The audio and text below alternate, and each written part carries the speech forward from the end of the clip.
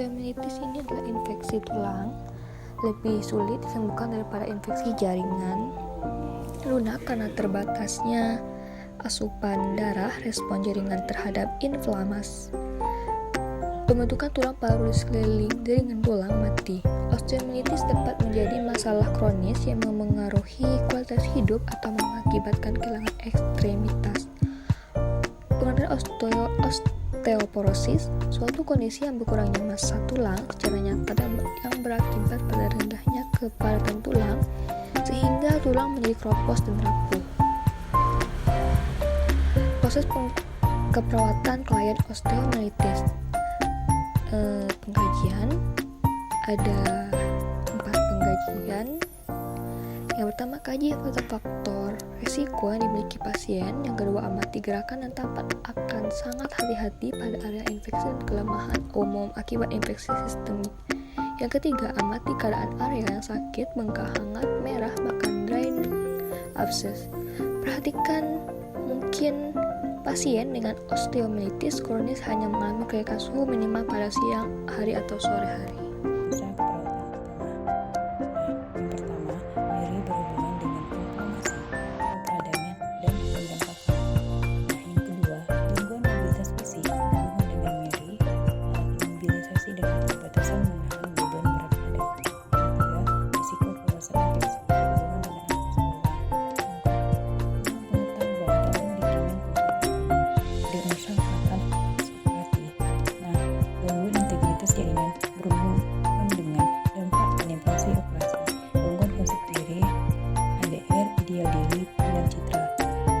Fisik dengan perubahan struktur tubuh.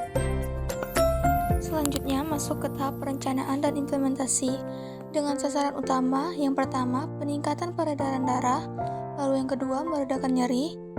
Selanjutnya, memperbaiki mobilitas fisik dalam terapeutik, lalu yang keempat, kontrol atau penghilangan infeksi, lalu yang terakhir, pengetahuan tentang regimen pengobatan.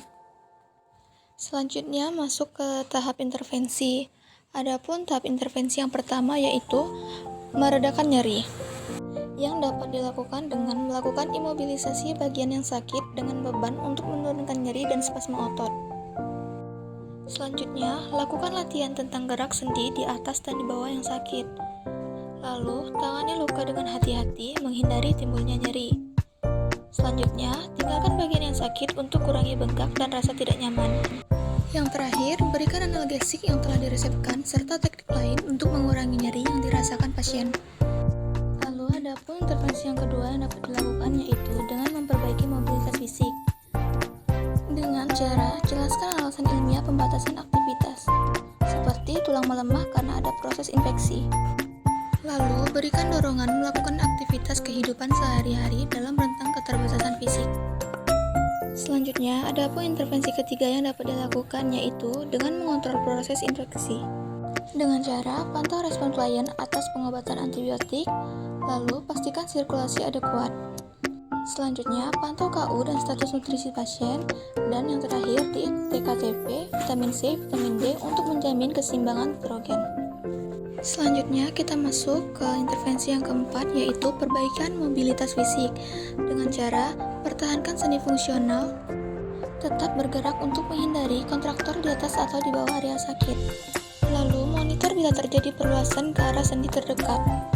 Selanjutnya hindari atau batasi menahan beban berat badan. Lalu bila pasca amputasi latih melakukan menggunakan alat bantu aktivitas seperti kruk, tripod, walker, dan lain-lain. Lalu jelaskan manfaat aktivitas atau mobilitas untuk perbaikan kondisi tubuh. Lalu untuk tahap intervensi yang kelima yaitu kontrol penglihatan infeksi dengan cara anjurkan mengkonsumsi antibiotik secara rutin dan monitor responnya. Lalu yang terakhir, dukung mental klien bila mendapat program operasi.